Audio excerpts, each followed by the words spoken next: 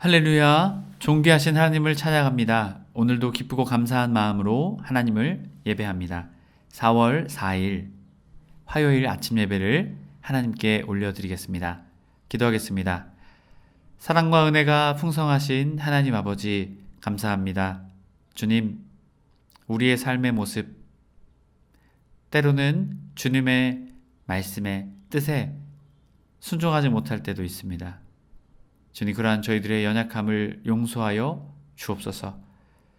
주님, 그 실패의 자리, 불순종의 자리에 머물러 있을 것이 아니라 다시금 주님의 헷세대의 사랑을 기억하며 주님의 은혜와 긍휼을 구하며 회개하며 나아가는, 삶을 돌이키며 나아가는 저희들의 삶이 되게 하여 주셔서 다시금 은혜의 자리로, 말씀의 자리로, 또한 주님 인도하시는 믿음의 자리로 나아갈 수 있도록 저희들을 인도하여 주옵소서. 우리 주 예수 그리스도의 이름으로 기도드립니다. 아멘. 시편의 말씀으로 우리 하나님을 찬양하기 원합니다. 시편 96편 1절 2절 말씀입니다. 함께 합독하여 읽습니다. 새 노래로 여호와께 노래하라. 온 땅이여 여호와께 노래할지어다. 여호와께 노래하여 그의 이름을 송축하며 그의 구원을 날마다 전파할지어다. 아멘. 오늘 우리에게 주신 하나님 말씀은 마태복음 27장 1절에서 10절까지 말씀입니다. 매일 성경 111페이지에 있습니다. 우리 함께 합독하여 읽습니다.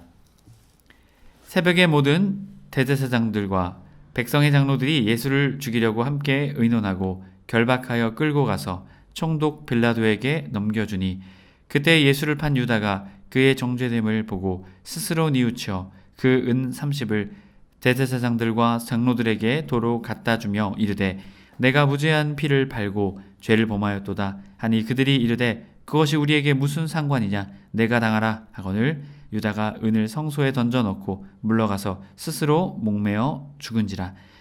대제사장들이 그 은을 거두며 이르되 이것은 피값이라 성전고에 넣어둠이 옳지 않다 하고 의논한 후 이것으로 토기장이의 밭을 사서 나그네의 묘지로 삼았으니, 그러므로 오늘날까지 그 밭을 피밭이라 일컫느니라. 이에 선지자 예레미야를 통하여 하신 말씀이 이루어졌나니 일렀으되, 그들이 그 가격 매겨진 자 곧 이스라엘 자손 중에서 가격 매긴 자의 가격 곧 은 30을 가지고 토기장이의 밭값으로 주었으니 이는 주께서 내게 명하신 바와 같으니라 하였더라. 아멘. 할렐루야. 오늘 아침도 주님의 말씀으로 시작하는 해림의 모든 성도님들의 삶에 주님의 은혜가 충만하게 함께 하시길 주님의 이름으로 간절히 축복합니다. 오늘은 가롯 유다의 최후라는 제목으로 은혜의 말씀 나누고자 합니다. 앞선 어제의 말씀, 예수님을 3번 부인했던 베드로는 끝내 3번 부인했습니다. 하지만 예수님의 말씀이 떠올라 회개하며 그의 마음과 삶을 돌이키게 됩니다. 하지만 오늘 가롯 유다의 최후는 어떻습니까? 그는 베드로와 다른 결말을 선택하게 됩니다. 오늘 말씀을 통해 함께 그 말씀을 나누고자 합니다. 새벽에 프로이아스, 밤새 신문했다라는 것을 말해줍니다. 사실 앞선 말씀에서 말씀드렸듯이 사내들이 공회는 거짓 증언으로 증거를 삼아 예수를 올무에 매고자 했죠. 그리고 신성모독하는 말이라 말하며 예수님에게 사형 선고를 내리게 됩니다. 그들은 신문 후에 바로 판결할 수 없는 그들의 규칙을 어기게 됩니다. 그리고 오늘 3번째 규칙, 해가 떨어지게 되었을 때 신문할 수 없는 그들의 규칙을 그들은 깨어버리게 되는 것이죠. 왜 그랬을까요? 예수님을 빨리 죽여야 했기 때문이었습니다. 유월절이 시작하기 전에 그들은 이 일들을 마치려고 했습니다.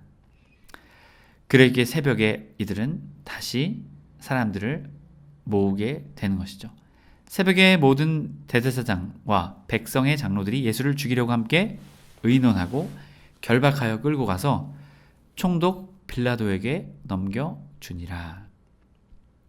자, 여기서 예수님을 누구에게로 끌고 갑니까? 총독인 빌라도에게 끌고 가죠.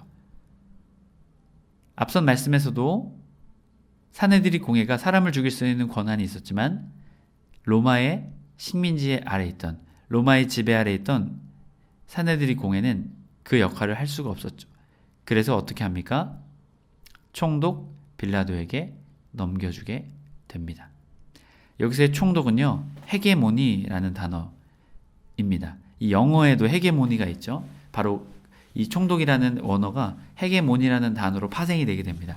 그래서 지배권을 이 사람에게 있었다라는 것이죠. 넘겨주니라, 파라독한 처분권을 빌라도에게 넘겨줬다라는 것이죠.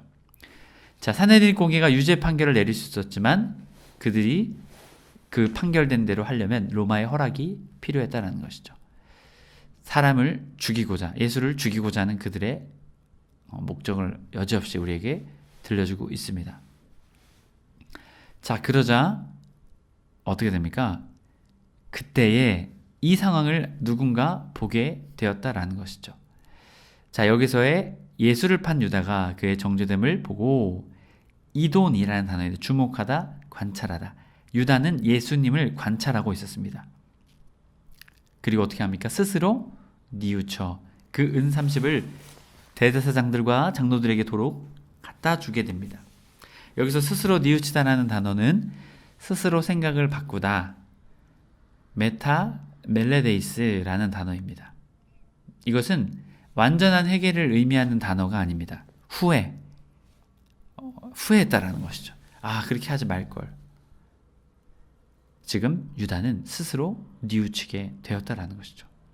그러면서 그들에게 찾아가 말합니다. 내가 무죄한 피를 팔고 죄를 범하였도다. 하니 그들이 이르되 그것이 우리에게 무슨 상관이냐, 내가 당하라 라고 말하게 되죠. 그러자 유다는 그 은을 성소에 던져놓고 물러가 스스로 목매어 죽게 됩니다. 만약 유다가 스스로 뉘우쳐 스스로 생각을 바꾸는 후에 단순히 그런 생각 가운데 머물러 있지 않고 메타 노에오, 진실한 변화와 의지, 행동, 회개를 뜻하는 이 단어인데요. 만약에 메타노에오, 그 심정으로 유다가 그의 삶을 돌이켰다면 유다는 다른 결론을, 다른 선택을 할 수 있었을 것입니다. 자, 유다는 하지만 잘못된 결정을 하게 되죠. 4절, 죄를 범하였도다. 헤마르톤인데요. 표적을 빗맞추다. 이런 의미가 있습니다. 자신이 표적을 빗맞추게 되었다라는 것이죠. 잘못하게 되었다라는 것입니다. 자신의 범죄, 그 범죄가 잘못되게 되었다라는 것이죠. 결국 대제사장과 서기관들은 뭐라 말합니까? 우리와 무슨 상관이냐? 티프로스 헤마스, 책임을 회피하고 있습니다. 그리고 예수의 무죄를 인정하지 않는 이들의 모습을 보게 되죠.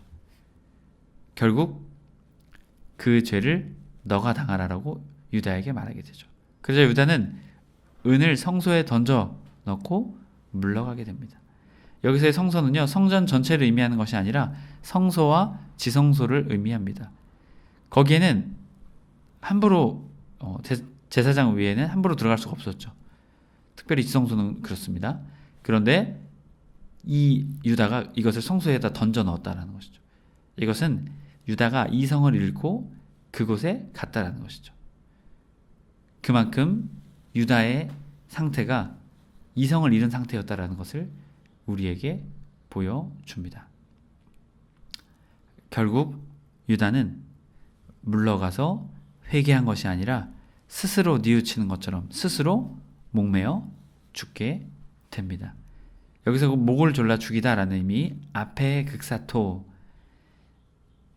이것은요, 당시 세상의 방법이었습니다. 스승을 배반한 자는 자살로서 그의 삶을 끊는 것이 당시의 일반적인 방법이었다라고 합니다. 여러분, 만약 유다가 스스로 뉘우치는 것에서 끝난 것이 아니라 메타 노에오, 진실한 변화와 의지 또한 행동을 바꾸는 진정한 회개가 있었다면 유다는 스스로 목을 매는 일은 하지 않았을 것입니다. 오히려 앞선 말씀처럼 베드로처럼 예수님의 말씀을 떠올리고 회개하며 그의 삶을 돌이켜 흔들렸던 베드로지만 그에게 찾아와 내 양을 먹이라, 내 양을 치라. 3번의 용서를 통해 베드로를 다시금 세워주셨던 그 예수님을 유다도 경험했을지 모릅니다. 우리 해림의 성도들이 기억하셨으면 좋겠습니다. 우리 주님은 우리가 죄를 범하는 것, 물론 그것도 엄하게 보십니다. 하지만 다시금 하나님께 회개하며 마음과 삶과 행동을 통해 다시금 주님께로 돌아가기를 오늘도 원하고 계십니다. 여러분, 죄의 자리, 범죄의 자리, 낭망의 자리, 고난의 자리에 머물러 있을 것이 아니라 회개하며 마음을 돌이키며 진실한 내면의 변화와 행동의 변화를 통해 진정한 회개를 하며 하나님께 우리의 삶을 돌이키는 우리의 삶이 될 때 주님은 우리에게 긍휼을 베풀어 주실 것입니다. 자비를 베풀어 주시고 다시금 은혜의 길로 설 수 있도록 우리에게 은혜 베풀어 주실 것입니다. 해림의 모든 성도님들이 진정 삶을 돌이키는 믿음의 사람 되시길 주님의 이름으로 간절히 축복합니다. 이어지는 6절, 대제사장들이 그 은을 거두며 이르되 이것은 핏값이라 성전고에 넣어둠이 옳지 않다 하고, 자, 유다가 예수님을 판 돈을 던져 넣었을 때 이것을 그들은 죽게 됩니다. 성전고는 코르바난, 헌금을 보관하는 장소였습니다. 자, 이 모습, 그들은 유다의 이 돈, 예수님을 향한 몸값, 어찌 보면 그들 스스로의 자신의 잘못들을 드러내고 있는 것이죠. 핏값이라 성전고에 넣어둠이 옳지 않다. 자, 옳지 않은 행동을 이들은 했다라는 것이죠. 자, 의논한 후에 이것을 토기장이에 맡아 사서 나그네의 묘지로 삼게 됩니다. 나그네는 크세노이스, 이방인을 위한 용도로 사용된다라는 것이죠. 자, 토기장의 밭을 산 이유가 무엇일까요? 더 이상 토기를 만든 점토가 나오지 않게 싼 값에 이것을 사게 되었음을 말합니다. 자, 예수의 핏값으로 산 땅이다라는 것이죠. 그래서 그러므로 오늘날까지 그 밭을 피밭이라 일컫느니라.